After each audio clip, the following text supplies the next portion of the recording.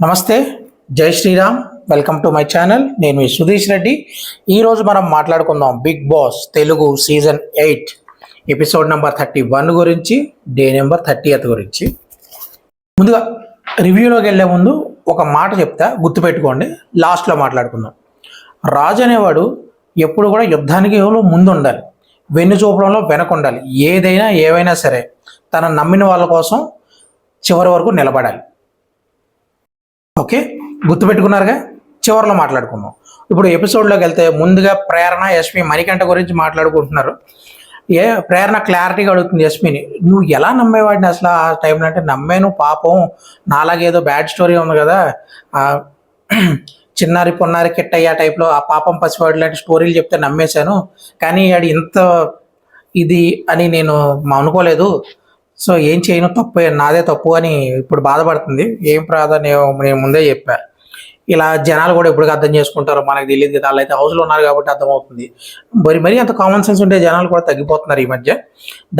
దీనికి ఎక్స్టెన్షన్గా నెక్స్ట్ వచ్చిన ఉదాహరణ ఎగ్జాంపుల్, జస్ట్ నబిల్ ఆ బాస్కెట్ తీసుకొచ్చా అంటే ప్రతిదీ మైక్రో మేనేజ్మెంట్ చేయకి నబిల్, నాకు తెలుసు నేను ఏం చేయాలి. ఎలా అంటే ఒక చిన్న ఇంటర్మీడియట్ లేదా చిన్నపిల్లలు, ఇంటర్మీడియట్ దాకా ఎందుకు లేండి, 8th క్లాస్ 9th క్లాస్ పిల్లలు ఏదైనా చెప్తుంటే ఉడుక్కుని, లేదంటే నాకు ఎందుకు చెప్తున్నావు అని ఉక్రోషం ఉడుకుమోత్తనం చూపిస్తారు చూసారా, ఆ మూడ్ స్వింగ్స్ అన్నీ ఉంటాయి మణికంఠకి.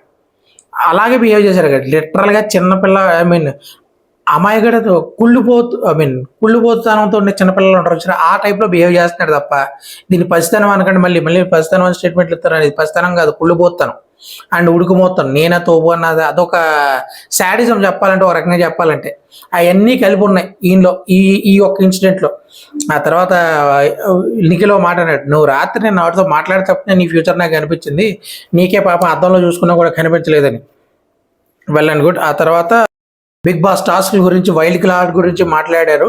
వీళ్ళు ఎన్ని టాస్క్లు చేస్తే అన్ని వైల్డ్ కార్డ్ని అవాయిడ్ చేయొచ్చని, బట్ వీళ్ళు ఒక టాస్క్ ఆడినా మళ్ళీ యాడ్ అవుతూ ఉంటారు అని చెప్పారు Bigg Boss. Well and good. దాని తర్వాత మిగతా పాపం మణికంఠతో ఏదేమైనా క్లాన్తో ఉండు, ఇక్కడ ఒక మాట అక్కడ ఒక మాట చెప్పు, మనం అందరం కలిసి తీసుకున్న డెసిషన్ మళ్ళీ అక్కడికి వెళ్ళి మార్చుకుంటే, లాస్ట్ వీక్ నేను నీకు ఎక్స్ప్లెయిన్ చేశాను కదరా, చేసేవాళ్ళ బోర్డ్ ఎక్స్ప్లెనేషన్ ముందు చెప్పేదినా అని ఆవిడ స్టైల్లో చెప్పింది. Well and good. దాని తర్వాత తాళం విడిపించు, టైర్లు నడిపించు అనే టాస్క్ మొదలైంది. ఇందులో విష్ణుప్రియ అండ్ నిఖిల్ పాల్గొన్నారు. సంచాలకుడిగా నైనికాని ఉంచారు. ఈ టాస్క్ని 10 నిమిషాల్లో ఫినిష్ చేయాలని బిగ్ బాస్ చెప్పారు. సో అలాగే బాగానే ఆడారు. నిఖిల్ అయితే తాళం అయినా తీసేసి, విష్ణుప్రియ అది కూడా తీయలేదు. ఆ టైర్లు తోలించడంలో వంకరగా వెళ్ళి కుదరలేదు. ఇంతే కరెక్ట్గా టైర్లు ఇంతే, కానీ ఒక టైర్ వేసాడు, మిగతా వేసేటప్పుడు టైం అయిపోయింది. కొంచెం చెప్తున్నాను కదా, బిగ్ బాస్ కొన్ని టాస్క్లు వీళ్ళు గెలవాలని ఇస్తాడు, అందరినీ 12 మందిని తీసుకొచ్చేయలేదు, ఆయనకి వాసిపోద్ది. సో అందుకే ఒక 6-7 తీసుకొస్తాడేమో నేను అయితే అనుకుంటా. కొన్ని గెలుస్తారు, కొన్ని లేదంటే మళ్ళీ ఎవరైనా వెళ్ళిపోయిన వాళ్ళు ఎవరో ఒకరిని రీఎంట్రీ అని ఇవ్వచ్చేమో అని నేనైతే అనుకుంటున్నా. ఆ టాస్క్ అయిపోయింది, ఎవరో గెలవలేదు. ఒకటి తీసామన్నారు, ప్లకార్డ్ ఒకటి. ఇప్పుడు మళ్ళీ నిన్నటికి 9 ఉన్నాయి, ఈరోజు 10 అయినాయి అని చెప్పారు. తర్వాత దాని గురించి విష్ణుప్రియ స్ట్రాటజీ గురించి, తాళంలో బ్లాక్ పాయింట్లో దూరం మరీ చూసేసింది, ముక్కెట్టి చూడాల్సింది ధైర్యం లేదు అనుకున్నాను, కానీ పాపం చాలా మంచి స్ట్రాటజీ పడింది. అయినా కనిపిస్తాయేమని. చిన్న ఆశలు, చిన్న బతుకులు కదా ఇవన్నీ, చిన్న ఆశలతో ఇలాగే బతుకుతూ ఉంటారు. లేకపోతే తర్వాత జాగ్రత్తగా ఆడు లేకపోతే పోతావు, జాగ్రత్తగా నడు లేకపోతే పడిపోతావు అంటూ ఇంకొక టాస్క్ పెట్టారు. దీంట్లో మణికంఠ, యష్మి పాల్గొన్నారు. చాలా బ్యాలెన్స్డ్. ఈ బెలూన్స్ ఈ ఎడ్జినట్టు ఇలా మనకి బ్యాలెన్సర్ కింద ఏమంటారు, తక్కిట్లాగా ఇలా కిందకి పైకి అవుతుంటుంది కదా. సో ఏంటంటే ఇక్కడ నుంచి బ్యాలెన్స్ చేసుకుంటూ వెళ్ళి బాల్స్ అక్కడ పెట్టి అది పడిపోకుండా చాలా వరకు బ్యాలెన్స్ చేసుకుంటూ నీట్గా రావాలి. యస్మిన్ స్లో అండ్ స్టడీగానే ఆడింది. మణికంఠ బాగానే ఆడాడు. ఇనీషియల్గా చాలా బాగా ఆడాడు ఒక రకంగా చెప్పాలంటే. మధ్యలో వీళ్ళు అరవడంతో అక్కడ కాన్సన్ట్రేట్ చేసి, ఎప్పుడైనా ఆడేవాడు దృష్టి ఆట మీద ఉండాలి. ఈ వరుస్తారు, పక్కన వాళ్ళు అరుస్తారు, అలా అనుకుంటే సచిన్ కోహ్లీలు 100 సిక్స్లు కొట్టగలరా, అరిచేవాళ్ళు నన్ను డిస్టర్బ్ చేస్తున్నారు అనుకుంటే నిన్నే ఎంకరేజ్ చేస్తున్నారు కదా. నీ కాన్సన్ట్రేషన్ అక్కడ ఉండాలి. ఎక్కడి నుంచి వస్తారో తెలియదు. మరి అక్కడ ఆమె విష్ణుప్రియ ఒక పాయింట్ కరెక్ట్గా అని చెప్పింది, ఇన్పుట్స్ తీసుకోవడం వల్ల యష్మి గెలిచింది ఈ గేమ్లో. చాలా బాగా ఆడారు. ఫస్ట్ ఆఫ్ ఆల్ ఇది కూడా 8 నిమిషాల్లో ఫినిష్ చేయాలంటే ఆ టైంలోనే ఫినిష్ చేశారు. సూపర్ అనిపించుకున్నారు. ఇప్పుడు ఆ ప్లకార్డ్ కాంతారా ప్లకార్డ్ పెట్టి 1,50,000 వచ్చింది. దీని తర్వాత ఎవరిని తీసేయాలో కాంతారా టీం నుంచి ఒకరిని తీసేయాలి, ఎవరిని తీసేయాలో మీరే నిర్ణయించుకోండి అని కాంతారాకి డెసిషన్ ఇచ్చారు. సీత ఎంతో భారంగా, ఎంతో భయంగా, చాలా ఆవేదనతో, మామూలుగా కాకుండా చాలా చాలా ఫీల్ అయ్యింది. అందరి దగ్గర సజెషన్స్ తీసుకుంది, ఒక్కొక్కళ్ళు ఒక్కొక్కటి చెప్పారు. నైనిక అయితే సీత ప్రేరణ అని చెప్పింది, ఎందుకంటే నామినేషన్లో ఉన్నాం మేము, నువ్వు ఆ నామినేషన్లో కూడా లేవు, ప్రేరణ కూడా ఆ నామినేషన్ లేదు కాబట్టి మీ ఇద్దరు పక్కకు ఉండొచ్చు కదా అని నైనిక చెప్పింది. ప్రేరణ అయితే విష్ణుప్రియ మణికంఠ వ్యాలిడ్ పాయింట్ అనిపించింది. ఆల్రెడీ ఒకటి ఆడారు, ఈ పీకింది ఏమీ లేదు ఆవిడ పక్కన పడేసి మిగతా వాళ్ళకి ఛాన్స్ ఉండాలి.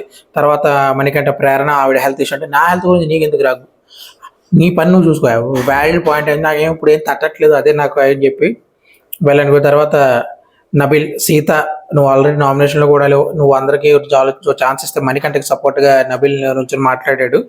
బట్ అది కూడా ఒక ధృతరాష్ట్ర కౌగులని తెలియట్లేదు పాపం ఆయనకి, ముందు ముందు ఆయనే తెలుసుకుంటాడు. తర్వాత విష్ణుప్రియ ఈయన చెప్పిన నబిల్ చెప్పిన పాయింట్ నాకు వ్యాలిడ్గానే అనిపించింది, నువ్వే పక్క వెళ్ళిపోవచ్చు కదా అని ఈవిడ కూడా అడిగింది. మొత్తానికి సీత నేనే వెళ్ళిపోతాను అంది. కానీ అక్కడ బిగ్ బాస్ అందరూ కూర్చున్నప్పుడు ఎవరి వల్ల మీరు ఓడిపోతారు అనుకుంటే అప్పుడు సడన్గా నుంచి మణికంఠ అని చెప్పింది. తర్వాత అందరూ మణికంఠ వల్ల ఓడిపోతాం కదా, అది క్లారిటీ ఉంది కాబట్టి నో ప్రాబ్లం అని చెప్పి మణికంఠని తీసి పడేయమన్నారు, తీసేసింది కూడా, వెల్ అండ్ గుడ్. దాని తర్వాత ఇంకో టాస్క్ జరిగింది, దాంట్లో రోల్ బేబీ రోల్ అని, అది 5 నిమిషాల్లో కంప్లీట్ చేయాలన్నారు. ఆదిత్య ఓం గారు నబిల్ వచ్చారు. నబిల్ నేనున్నాగా ఇరగ్గెట్టేస్తాయి, మామూలుగా కాదు, ఆ 2 సెకండ్లు వేసి పడేస్తాను 50 పాయింట్లు, నన్ను తీసుకెళ్ళండి అని చెప్పారంట.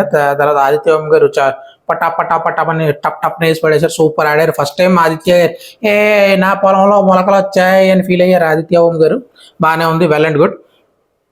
సో అక్కడితో ఈ ఘట్టం ముగిసింది. ఆదిత్య ఓం గారు మామూలుగా కాదు, చాలా హ్యూజ్ మార్జిన్తో కొట్టేశారు నబీల్ని. ఏం చేయాలో తల ఎక్కడ ఎత్తుకోవాలో అర్థం కాక మరి ఎక్కడ ఎత్తుకున్నాడో మనకు తెలియదు. కానీ మొత్తానికి ఇక్కడ కూడా చూసుకుంది, వీళ్ళు మళ్ళీ ఇంకో పాయింట్ గెలిచారు. మళ్ళీ వీళ్ళ టీం నుంచి ఎవరు తీసాలో ఈసారి వీళ్ళని డిసైడ్ చేయమంటే వీళ్ళు అందరూ పృథ్వీ, నిఖిల్ వీళ్ళందరూ, ఆదిత్య గారు లేరు, వీళ్ళు ముగ్గురు మాట్లాడుకుని మ్యాక్సిమం అందరూ అనుకుని సీతని తీసేద్దాం అనుకుని సీతనే తీసేశారు. సీత తర్వాత దాని గురించి డిస్కషన్ పెట్టింది, నన్ను ఎందుకు తీసేశారు, ఓకే. మళ్ళీ అన్నీ ఇవ్వడం మాటలే, నాకు డెసిషన్ ఎంత కష్టమైందో వాళ్ళకి అంతే కష్టం అయి ఉంటుంది. నేను ఇందాక నన్ను సేవ్ చేసుకుని చాలా క్లవర్గా బిగ్ బాస్ సేవ్ చేసినట్టు బిగ్ బాస్ మీద తోసేసి చాలా క్లవర్గా ఆడాను, మళ్ళీ బిగ్ బాస్ వీళ్ళ చేతిలో నన్ను దించేశారు అని చెప్పిన దాని తర్వాత వీళ్ళని అడుగుతుంది ఎందుకు తీశారు ఏంటి అని. సో చెప్పారు, నువ్వే లాస్ట్ వీకే నన్ను తీసినా పర్లేదు అన్నావు కదా, అందుకే ఇప్పుడు తీసేసాను. లాస్ట్ వీక్ నేను ఎక్కడ ఉన్నా అంటే మణికంఠ గారి చేత కూడా సాక్షి చెప్పితే నువ్వు ఆ స్టేట్మెంట్ యాజ్ ఇట్ కాదు కానీ అలా అయితే అన్నావు అని చెప్పారు. దాని తర్వాత యశ్వి అంటుంది, సీత ఎందుకు మాటలు మారుస్తుంది, అది ప్రేరణ లేకపోతే నిబిల్ అంటే ఇలా ఈ 2 ఏళ్లలో నా 2 ఏళ్లలో 1 ఏళ్ళు పట్టుకో అని చెప్పి ఆడేందంటే, లేకపోతే నేను అడిగినప్పుడు మాత్రం చాలా నిఖిల్ చాలా కాన్ఫిడెంట్గా ఉంటే ఖచ్చితంగా గెలవాలి కాబట్టి గెలిచే వాళ్ళని పంపించానని చాలా ఓవర్ కాన్ఫిడెంట్గా చెప్పింది, మాటలు మార్చింది సీత కూడా అని చెప్పింది. అదే చెప్పా, అందుకు ముందు ఒకటి చెప్పాను చూసారా, రాజు అనేవాడు యుద్ధానికిలో ముందు ఉండాలి, వెన్నుచూపంలో వెనక ఉండాలి, ఏదేమైనా ఎలా అయినా సరే అందరి కోసం నిలబడాలి అని.